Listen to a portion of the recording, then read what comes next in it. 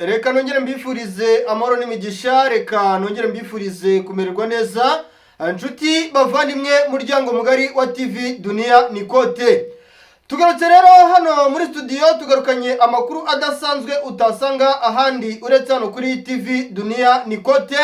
Nyamuneka turacyari ku itariki ya 3 z'ukwezi kwa 12 2025.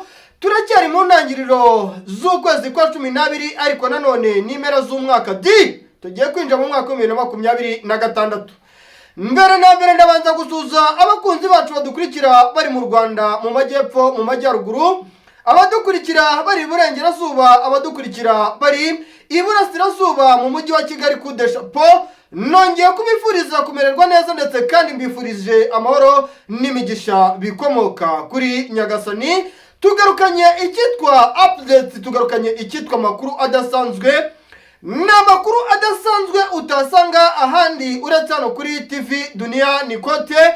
Urugamba rwongeye kuba amaragasa, urugamba rwongeye kuba ihurizo, urugamba rwongeye gukomera cyane mu nkengero z'umujyi wa Bukavu, ahitwa za Kamanyora. Abaturage batangiye guhunga icyitwa urusaku rw'amasasu ndetse kandi n'urusaku rw'amabombe nirwo ruri kumvikana. Icyitwa abasirikare b'abarundi bari guhunga imisozi yose. Icyitwa abasirikare b'abarundi baboneye bya bindi imbwa yaboneye ku mugezi. Turabyinjiramo neza rero tubabwire ibiri kubera ahitwa za Rungutu, turabyinjiramo neza tubabwire ibiri kubera ahitwa za Ruvunji, turabyinjiramo neza tubabwire ibice M23 yamaze gukuramo. Turaza kwikoza kandi mu misozi ahitwa za Kabilomba hariya muri Mwenga. Nyamuneka mbabwire icyitwa umurundi ibyo ahuriye nabyo ku mirongo mbere ku rugamba. Mbabwire icyitwa umurundi ibyo ahuriye nabyo ku mirongo mbere ku rugamba. Byose ni ubudasa bwivanzemo ubudasa. Abarundi ndetse kandi n'icyitwa aba FDLR nyamuneka bakomeje guhura n'akaga ku mirongo mbere ku rugamba. Icyitwa M23 ikomeje gusya itanzitse. M23 ikomeje kwihaniza icyitwa FRDC ndetse kandi n'icyitwa abafatanya bikorwa babo ku mirongo y'imbere ku rugamba. Turaza kwikoza mu misozi yahariya muri Uvira, nkubwire pressure ikomeye cyane igisirikare cy'u Burundi gifite. Abarundi batangiye kudeployinga icyitwa abasirikare benshi, baragera ahitwa za Uvira, baragera ahitwa za Kavimvira, abandi baragera ahitwa za Kiriba, bagahunga bagakuramo impuzankano zabo.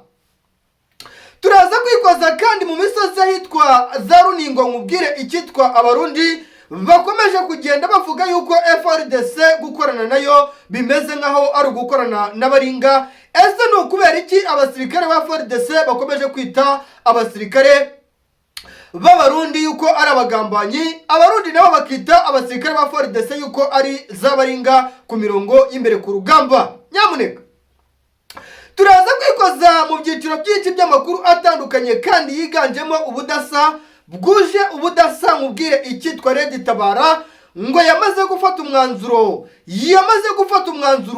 wo kwerekeza mu gihugu cy'u Burundi mu buryo bumwe cyangwa se ubundi.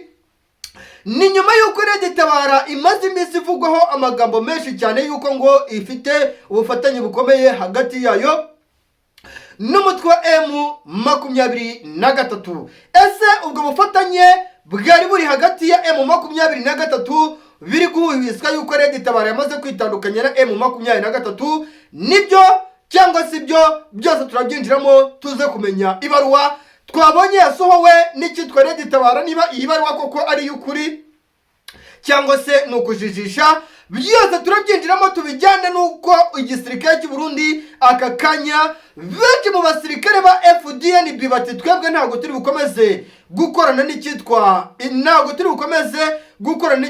FDLR. Benshi mu basirikare ba FDNB bati Perezida Evariste Ndayishimiye aratwororetse, bati Perezida Evariste Ndayishimiye adushyize ahaga, Perezida Evariste Ndayishimiye adukubise ahababaza. Nyamuneka byose turabyinjiramo ndani mukoze mu gihugu cy'u Burundi. Nkubwire umutekano wakomeje kuba mukeya. Icyitwa urusaku rw'amasasu rwumvikanye mu mujyi wa Bujumbura. Benshi bati Red Tabara yinjiye Bujumbura, abandi bati ni icyitwa abasirikare ba FARDC cyangwa se ni FDNB iri kwisuranamo n'icyitwa FDLR. Nyuma y'uko uwitwa Perezida Evariste Ndayishimiye agiriye uruzinduko muri Leta z'Ubumwe za Amerika ndetse kandi hakavugwa kudeta ishobora kuba yamukorewe, hari amakuru mpamo nzanye. Biravugwa ndetse kandi biremezwa yuko Perezida Evariste Ndayishimiye nyuma yo kumenya yuko hari icyitwa kudeta ishobora kumukorerwa mu gihugu cy'u Burundi, we akimara kuva mu gihugu cy'u Burundi yahise ashyiraho izindi nzego z'umutekano mu gihugu cy'u Burundi zigomba kumufasha mu buryo bumwe cyangwa se ubundi. Ubwo buryo ni ubuhe? Turabwinjiranamo. Turagaruka ku cyitwa imbonerakure zikomeje kugenda zamaganirwa kure na buri muntu wese mu gihugu cy'u Burundi. Imbonerakure zikora nka FDLR yavuye mu Rwanda mu 1994 igahungira mu bihugu byinshi byo ku isi birimo igihugu cya Repubulika Iharanira Demokarasi ya Kongo gicumbikiye icyitwa FDLR nyinshi, ariko nyuma yaho hakaza kuba amasezerano hagati y'igihugu cy'Ububiligi ndetse kandi n'igihugu cy'u Burundi n'igihugu cya Repubulika Demokarasi ya Kongo, bakaza kwemeza yuko zimwe muri FDLR bazihereza igihugu cy'u Burundi. Bivuga yuko abarenga 6,705 bari mu gihugu cy'u Burundi, ariko bikavugwa yuko nubwo bari mu gihugu cy'u Burundi icyitwa umwuka mubi wo gushyigikira FDLR bamwe barabyemeza mu gihugu cy'u Burundi, abandi barabihakana bati ntabwo turi bukomeze gukora n'icyitwa FDLR. Yamune ni ibibazo bidasanzwe rero, ni icyitwa amakimbirane adasanzwe mu gihugu cy'u Burundi yaciye ibintu, ariko nanone byose turabyinjiramo tuze kumenya icyitwa deployment karabutaka, deployment simusiga zikomeje kugenda zikorerwa mu gihugu cy'u Burundi. Ni deployment ziri gukorwa mu misozi ya za Ruvungi, Cyankuzo, mu misozi itandukanye ya hariya za Makamba, mu misozi ya za Rumonge, mu misozi ya za Kibuye, ni deployment mu misozi ya za Bujumbura na za Cibitoke, ni deployment mu misozi myinshi itandukanye mu gihugu cy'u Burundi yazaciye ibintu byose bijyana n'uko igihugu cy'u Burundi gifite ubwoba bati M23 ba Alliance Fleuve Congo, nyuma yuko twifatanyije na FARDC mu bitero bikomeye by'indege za drone, nyuma yuko twifatanyije na FARDC mu bitero bikomeye by'indege za Sukhoi 25, akaga katubayeho, ijuru riratugwiriye. Nyamuneka byose turabyinjiramo ndani ya ndani mubwire uko situation ihagaze. Situation ni hatari sana, urugamba rwabaye amaragasa, urugamba rwabaye icyitwa amaragasa. Igisirikare cy'u Burundi cyabuze gicira, cyabuze kimira, ikibuga cyamaze kwicurika. M23 yamaze kugera mu mihanda Ruvungi, M23 iri kuva na imisadari ya za Kamanyora na za Mumosho iyerekeza mu byerekezo bigana za Sandi ndetse n'ahitwa za Rungutu. Imisozi yitwa za Kisozi hari icyitwa bombardoma. Ndakubwiza ukuri ko urugamba rwakomeye cyane, nkanakwibutsa yuko urugamba rwabaye ihurizo, uwo kubwira yuko intambara yahagaze, uwo kubwira yuko intambara iri kugenza gakeya, uwo nguwo arakubeshya. Mfite icyitwa ripoti ya risasi na majeruhi. Yamuneka abasirikare bagera kuri 417 guhera ku munsi w'ejo, abagera kuri 200 bararashwe, abagera kuri 200 hafi na 17 b'Abarundi ndetse kandi n'imibare itabarika y'abasirikare ba FARDC na za Wazalendo uyu munsi byo bazikoreye. Nyamuneka umuntu uri ku mirongo imbere ku rugamba w'umurundi ari kuvuga ati nyamuneka yasa amadubu, iyi si M23 ahubwo turi kurwana n'amagini. Nyamuneka ibintu tubonye ku mirongo imbere ku rugamba, nyamuneka muntu utari muri groupe yanjye andika nimero 0785887237 mubwire ibyabereye ku rugamba, nkwe amafoto n'amavideo, mama mutandukane n'ibinyoma bya bamwe mu bantu bakubwira ngo ibintu byabereye ha byagenze gutya badafite icyitwa makuru mamo ashingiye ku kuri, ukuri kushingiye ku kuri. Urugamba rwakomeye cyane. Nyamuneka urugamba rw'abayihurizo, si ubwa kabiri, si ubwa mbere ninjira muri studio mfite ino speed, si ubwa mbere kandi ninjirana icyitwa imbaduko ya gikomando nza mbabwira ibintu bimeze gutya, ahubwo njyewe niboneye ibibereye ahitwa zari hana za Rungutu, niboneye ibibereye ahitwa za Kisozi, niboneye urugamba Abarundi bakupitiwemo umusubirizo, niboneye ukuntu icyitwa FARDC yirukanse imisozi, niboneye ukuntu aba FDLR niyumviye kandi icyitwa abarundi bamaze kuvuga yuko ngo abasirikare ba FARDC aribo bafite uruhare rukomeye cyane mu kuba igisirikare cy'u Burundi kiri gutsindwa ku mirongo y'imbere ku rugamba. Nyamuneka ibintu ntabwo byoroshye, ibintu byakomeye cyane. Urugamba rwabaye icyitwa urugamba rwabaye icyitwa urugamba rwakomeye cyane. Urugamba rwabaye ihurizo. Icyitwa umurundi bamurengeje imisozi, umurundi waruzanye imisada iturutse Bujumbura ku muhanda Uvira Bujumbura. Ibikoresho, ibipunda bya muzinga, ibifaru byari bizanywe ahitwa za Kavimvira, byari bizanywe ahitwa za Kewezi, byari bizanywe ahitwa za Kitara Kirungu, mu misozi itandukanye ya za Gomba ndetse na hano za Useni. Imisada yari igiye kwerekeza za Fizi. Umurundi ahise avuga ati ibi bikoresho mbigemuriye M23, bahise bakora icyitwa return back from Burundi.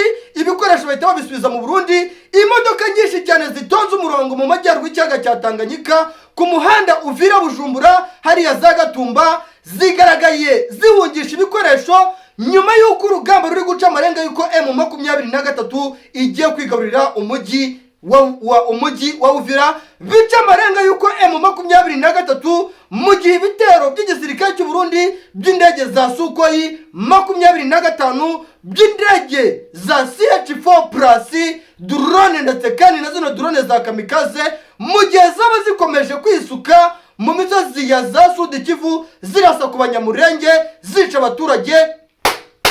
Nyamuneka ikigiye kuba intambara ihinduye isura mu gihe gitoya. Nagiye mbadondosha mbabwira ni intambara icyitwa umurundi yishoyemo. Nagiye mbadondosha mbabwira ni cyitwa intambara uwitwa Perezida Evariste Ndayishimiye yizanyemo. Ikigiye kumibaho ni akaga kandi kivanzemo akaga. Agiye guhura n'ibibazo bikomeye bitigeze binabaho ku isi.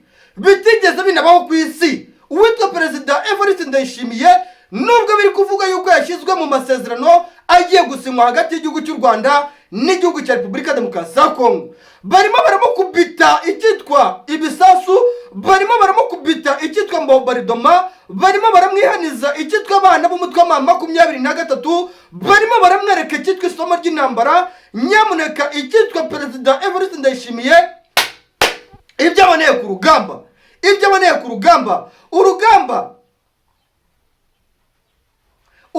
mbonye uno munsi, urugamba numvishe uno munsi na wundi munsi nigeze ndumva, ni urugamba rwakomeye cyane ndetse kandi ni n'urugamba rwatumye uruhande rw'igisirikare cy'u Burundi ikibuga cicurika mu buryo bumwe cyangwa se ubundi. Ishyaka rya CNDD-FDD aka kanya turi kuvugana ubu ngubu ririmo ibibazo bikomeye cyane, aho biri kuvuga yuko ubutaka bw'igihugu cy'u Burundi aka kanya imyivumbagatanyo mu gihugu cy'u Burundi ikomeje kugenda ihindura isura.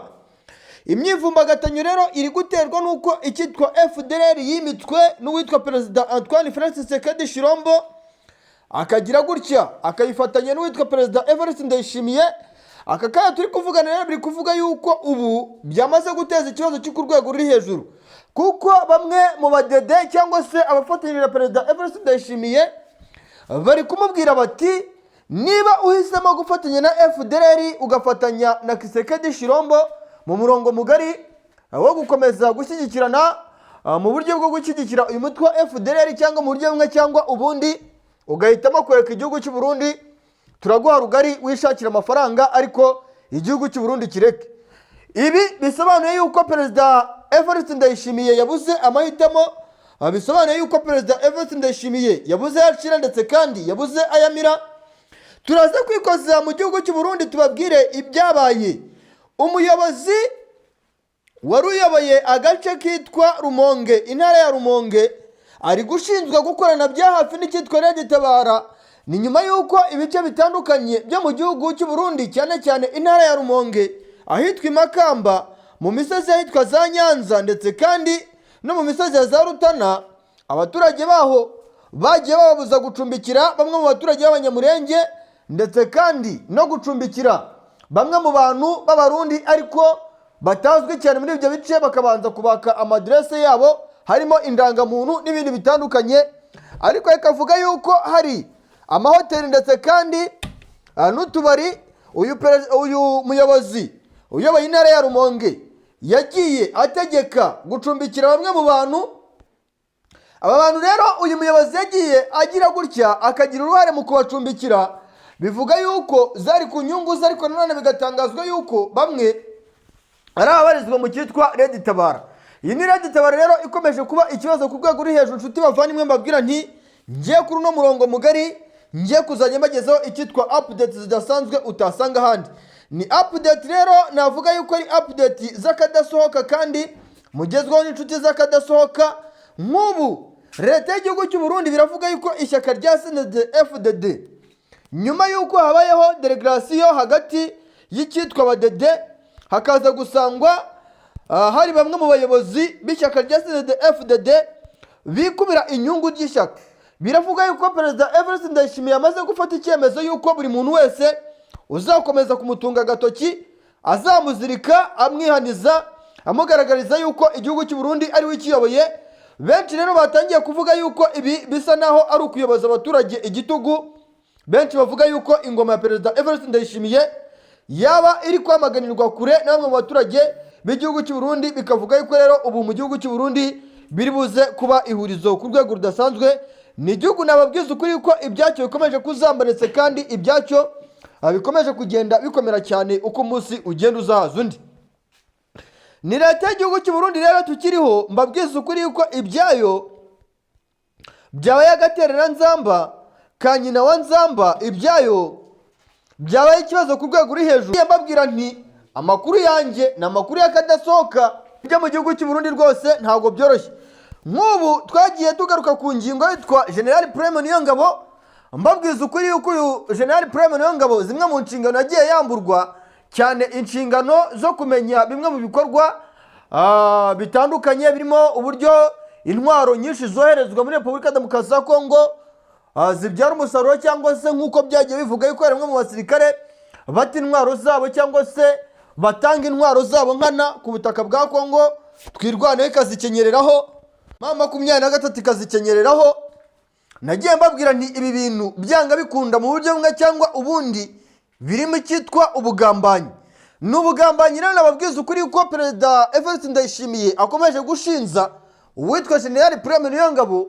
Benshi bakavuga bati General Prime Niyongabo afite mubyara we witwa ngo ni Kajeni Jemuve. Uyu Kajeni Jemuve ubarizwa mu cyitwa Red Tabara. Ngira murabizi yuko uyu Kajeni Jemuve ariwe wungirije umuyobozi mukuru w'umutwe wa Red Tabara urwanya ubutegetsi bw'igihugu cy'u Burundi.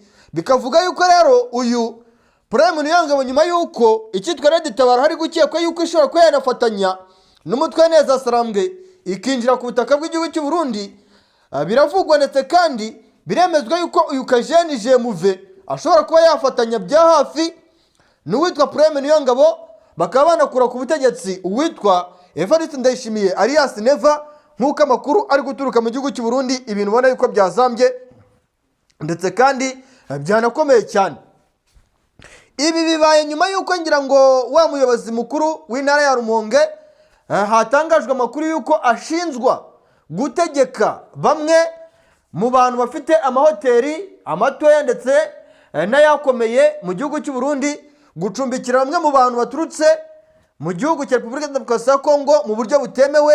Bikavuga yuko ibi bintu bishobora kuba byateza ikibazo gikomeye ku butaka bw'igihugu cy'u Burundi. Bikanavuga yuko kandi umuyobozi mukuru w'intara ya Rumonge nyuma yuko agaragarwaho n'iki kibazo, si we wenyine gusa, ahubwo we yahise atera intambwe ngo mu gutunga agatoki uwitwa General Prime Niyongabo, agaragaza yuko bafatanyije. Ariko General Prime Niyongabo nubwo bivugwa yuko aka kanya nubwo atarashyirwa muri gereza afungishijwe ijisho, biravugwa yuko ibi yabyihakanye, avuga yuko ibi biri kuba nyuma yuko n'ubundi ngo bamwe mu basirikare bakomeye bakomeje kugenda bamugirira ishyari, nyuma yuko bigaragaye yuko uyu General Prime Niyongabo afitanye ubushati bukomeye cyane n'uwitwa Perezida Evariste Ndayishimiye. Warizi yuko ari n'umuvandimwe we, buriya ni umuvandimwe wa hafi, ngira ngo base baravukana. Ibyo ni ibintu muba mugomba kumenya.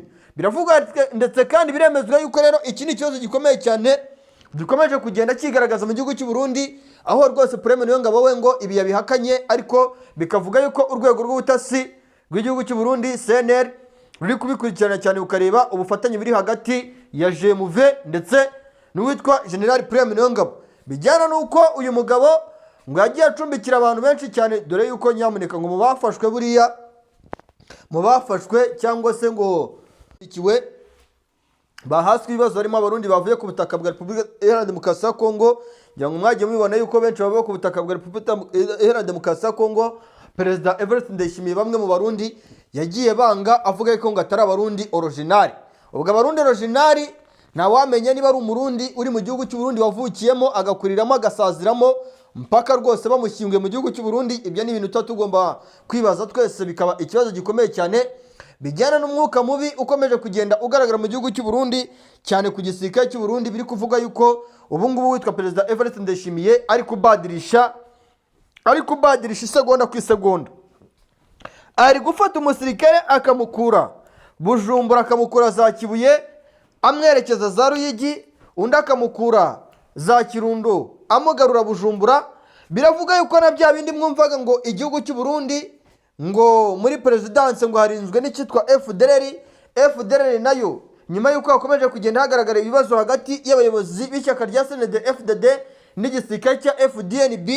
Biravugwa yuko ubu imikoranire hagati ya Perezida Evariste Ndayishimiye na FDLR nayo itari kugenda neza. Ngira ngo mwarabyumvishe ku nkuru ya mbere nashyize kuri kuntu igisirikare cy'u Burundi na FDLR byatangiye bikorana neza, ndetse kandi bamwe mu barenga 2600 bagashyirwa mu gisirikare cya FDNB, ndetse kandi bagahabwa imishahara isanzwe, ndetse kandi bikavuga yuko abari bafite amapeti amwe namwe bahawe mu buryo bumwe cyangwa ubundi, cyangwa se bafite amapeti ya Putokarame bakemererwa guhemba bijyanye n'amapeti bafite baba barayihaye cyangwa se barayahawe n'igisirikare cya FARDC, bijyanye n'amasezerano ari hagati y'umuyobozi w'igihugu cya Kongo Perezida Antoine Félix Tshisekedi Tshilombo ndetse n'abandi batandukanye. Bivuga yuko mu masezerano bagiranye harimo yuko ngo buri musirikare ipeti afite agomba kurihemberwa hano ku butaka bw'igihugu cy'u Burundi. Ubona yuko rwose ibintu bikomeje kugenda biba bibi ndetse kandi bikanazamba uko umunsi ugenda uzaza undi. N'ubutaka bw'igihugu cy'u Burundi rero kuri uko tuzajya tugenda tubigarukaho uko umunsi ugenda uzaza undi. Nanabashimira rwose ku musada udasanzwe mukomeje kugenda mutanga hano